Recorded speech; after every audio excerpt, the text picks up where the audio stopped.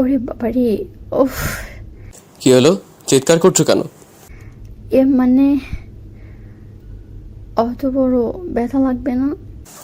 ব্যথা লাগার পর চিৎকার দেও, ব্যথা দেওয়ার আগে চিৎকার শুরু করে দিলে। ভাই তুমি এত ভীতু কেন? হাই কপাল, শেষ পর্যন্ত একটা ভীতু মেয়ে আমার কপালে জুটলো।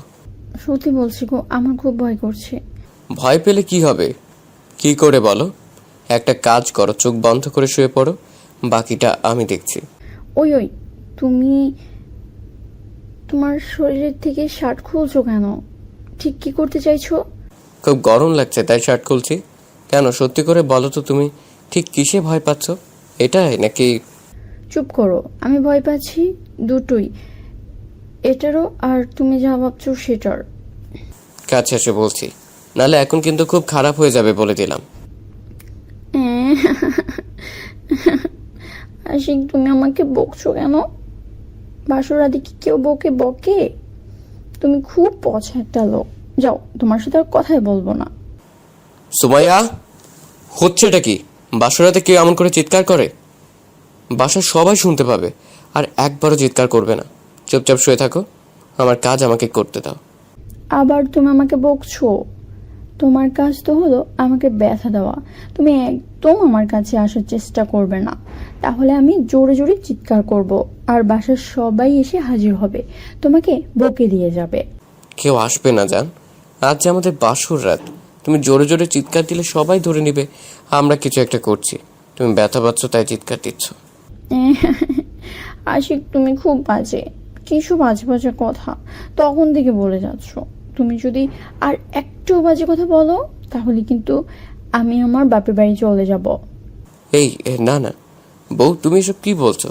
বাসরাতে যদি বউ চলে যায় তাহলে লোকে আমার পুরুষত্ব নিয়ে প্রশ্ন তুলবে জান। এমন কাজ করার কথা মাথায় এনে না। আজ আমি তোমার কারণে অসুস্থ হয়েছি। আমি তোমাকে একবারও বলিনি বিয়ে করতে চাই, তুমি আমাকে এক প্রকার জোর করে বিয়ে করেছো। বিয়ের সব কিছু নিয়ম মেনে বিয়ে করতে হবে। ওই, তুমি না ডক্টর, তাহলে তুমি এই সব গ্রাম্য সংস্কৃতি কোথায় পেয়েছো? গতকাল রাতে গায়ে হলুদ দেওয়ার কারণে জ্বর আসছে, আর সেই জ্বর নিয়ে তোমাদের বাড়িতে আসলাম। আসার পর থেকে তুমি আমাকে জোর করে ইঞ্জেকশন দিতে চাইছো, কিন্তু কেন? জ্বর আসলে কি ইঞ্জেকশন দিতে হবে? ওষুধ খেলে হবে না? তাছাড়া এখন আমার জ্বর নেই, তাই ইঞ্জেকশন দেওয়ারও প্রয়োজন নেই। জ্বর না থাকলেও ইনজেকশন দিতে হবে। দেখো সুমাইয়া, আমি কিন্তু জানতাম না তোমার টাইফয়েড হয়েছে। ভুলটা তো তোমার বাবা করেছে। আমাকে একটি বারের জন্য জানানোর প্রয়োজন মনে করেনি তোমার অসুখের কথা। তাহলে আমি বিয়ের দিন তারিখ পিছিয়ে দিতাম। অমনি না আমার বাবার দোষ হয়ে গেল? বিয়ের জন্য তাড়াহুড়া করছিল কে শুনি, আমার বাবা নাকি তুমি? সরি বউ, স্বীকার করে নিলাম ভুলটা আমার। আমি তড়িঘড়ি করে তোমাকে বিয়ে করেছি, তার পিছনে যথেষ্ট কারণ আছে। আমি তোমাকে পছন্দ করি, ভালোবাসি, কিন্তু তুমি আমাকে পছন্দও করো না আর ভালোবাসো না। আবার বলছো আমাকে বিয়ে করতে চাও না। তোমাকে হারানোর ভয়ে তো তাড়াতাড়ি বিয়েটা করে নিলাম। এখন সমস্ত কথা বাদ, কাছে আসো, ইঞ্জেকশনটা দিয়ে দেই, না হলে জ্বর আবার আসবে। তোমার বাবা বারবার বলে দিছে আমি যেন তোমার ওষুধের ডোজ কমপ্লিট করি। আচ্ছা ঠিক আছে, দিয়ে দাও। তুমি ইঞ্জেকশনটা আসতে দিও, আমি যেন ব্যথা না পাই। ইঞ্জেকশন দিলে তো একটু ব্যথা লাগবেই। আমাকে ধরে রাখো আর চোখ বন্ধ করে রাখো, তাইলে আর ব্যথা অনুভব হবে না। একটা কথার উত্তর দিবে? বলো, কি জানতে চাও? আমি তোমাকে এখন যে ইঞ্জেকশনটা দিব এটা হলো 4 নাম্বার ইঞ্জেকশন। এর আগে তুমি 3টা ইঞ্জেকশন কি করে নিছো? তখন ব্যথা পাওনি? তখন তো সাথে বাবা ছিল, বাবার ভয়ে ব্যথার কথা বলার সাহস হতো না। তবে যে নার্স আমাকে ইঞ্জেকশন দিত, তাকে মনে মনে হাজারটা গালি দিতে ভুল করতাম না। তাই বুঝি? তা এখন আমাকেও কি গালি দিবে? অবশ্য তুমি আমাকে গালিগুলো মনে মনে না দিয়ে জোর গলায় দাও, আমিও দেখি তুমি কেমন গালি দিতে পারো। এবার লক্ষ্মী মেয়ের মতো ঘুমিয়ে পড়ো, আমার কাজ শেষ। তোমার কাজ শেষ মানে ইঞ্জেকশন দেওয়া হয়ে গেছে? হয়ে গেছে। কেন, তুমি ব্যথা পাওনি? কই না তো, আমি ব্যথা পাওয়া তো দূরের থাক, টেরও তো পাইনি। কেমনি কি করলা? ব্যথা পেতে চাও?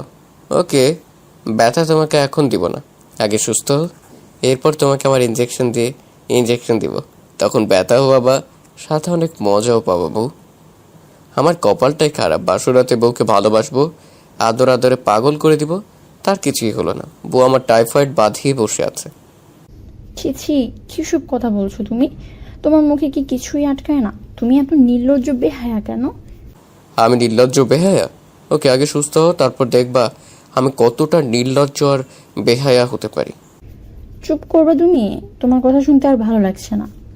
ওকে জান পাখি, আমি চুপ হয়ে গেলাম। বলেই আশিক আমাকে জড়িয়ে ধরে বেডে শুয়ে পড়ল। আশিক আমাকে ওর বাহুতে আষ্টে পিষ্টে জড়িয়ে নিল। আমাদের মাঝে চুল পরিমাণও ফাঁক নেই।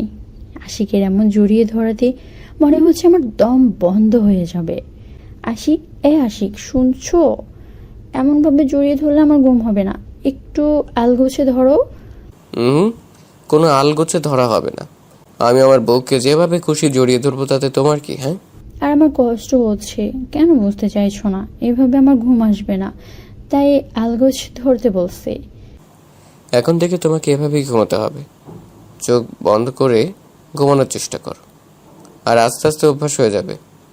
বুঝেছি, আজ রাতে আর ঘুম হবে না। আশিক পাগলে আমাকে আষ্টে পিষ্টে জড়িয়ে রাখবে। চলুন আপনাদের বলি কি করে এই পাগলটা আমার প্রেমে পড়লো আর আমাদের বিয়েটা হলো। আমি হলাম সুমাইয়া জান্নাত, বাবা মায়ের একমাত্র মেয়ে। আমার আর কোনো ভাই বোন নেই। আমার বাবা আর আশিকের বাবা হলো বন্ধু। আমি এবছর সবেমাত্র এসএসসি পাশ করেছি। 18 বছরে পদার্পণ করেছি। আর এই আশিক বেটা এবছর এমবিবিএস পাশ করে বের হয়েছে। আশিকও ওর বাবা মায়ের একমাত্র ছেলে। আশিক বেটা শুনেছি ছোটবেলা থেকে প্রচণ্ড মেধাবী, পড়ালেখা ছাড়া কিছুই বুঝতো না। ওদের বাসায় আমি সেই ছোট্টবেলা থেকে আসা যাওয়া করি, কিন্তু এই বান্দাকে কখনো আমি দেখিনি বা সেও আমাকে দেখেনি। হঠাৎ মাস দুয়েক আগে ওদের বাসায় আসি। মা পিঠা বানিয়ে পাঠিয়েছে, সেটা দিতেই এসেছিলাম। তখন এই আশিক বেয়াদবির সাথে দেখা হলো। আমাদের দেখা মাত্রই তার মুখ থেকে বের হলো, এই সুন্দরী রমণী, কে গো তুমি? তোমাকে দেখেই হৃদয় বলে হবে নাকি আমার মনের রানী। ওই মিয়া, পাগল নাকি? কিসব বাজে বাজে বকে যাচ্ছেন? I love you. সত্যিই পাগল? বাবা গো, এ বাড়িতে পাগল আছে নাকি? জানলে তো, আগে তো জানা ছিল না।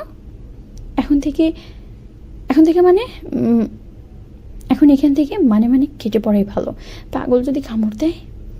বলে আমি দৌড় দিতে চেয়েছি, কিন্তু সেটা আর সম্ভব হলো না। তার আগেই আশিক আমার হাত ধরে নিল আর বলল, আরে সুন্দরী, পালাচ্ছ কেন? আমি পাগল না, আমি হলাম ডাক্তার। এই বাড়ির ছেলে, আমাকে ভয় পাওয়ার কোনো কারণ নেই সুন্দরী। তোমাকে প্রথম দেখাতেই ভালোবেসে ফেলেছি, তাই সরাসরি বলে দিলাম, ভয় নেই। আমি তোমার সাথে প্রেম করব না, একেবারে বিয়ে করব। এবার বলো নাম কি? সুমাইয়া জান্নাত। তবে মিস্টার? আশিক। আমার নাম আশিক। যাই হোক, ঘোড়ার ডিম। আপনাকেও আমি স্পষ্ট করে বলি, আপনার মতো পাগলকে আমার পছন্দ না, আর বিয়েও করতে চাই না। কিন্তু এই আশিক বেটা আমার পিছু ছাড়লো না, শেষ পর্যন্ত আমাকে বিয়েই করে ছাড়লো। তবে আপনাদের একটা সত্যি কথা বলি, এই আশিক বেটার পাগলামের প্রেমে আমিও পড়েছি, কিন্তু তাকে এখনো বুঝতে দিইনি। এমন একটা পাগলবর জীবনে থাকলে আর কি চাই। কেটে গেল 15টা দিন। সুমাইয়া এখন পুরোপুরি সুস্থ। এই 15টা দিন ওর সেবা করে সুস্থ করে তুললাম। বসে আছি ওর পাশে, খুব করে জানতে ইচ্ছে করছে ও কি সত্যি আমাকে ভালোবাসে না। এক বুক সাহস সঞ্চয় করে প্রশ্নটা করেই বসলাম, সুমাইয়া, তুমি কি সত্যি আমাকে ভালোবাসো না? যদি তুমি আমাকে ভালো না বাসো, তাহলে তোমাকে জোর করে আমার জীবনে আটকে রাখবো না।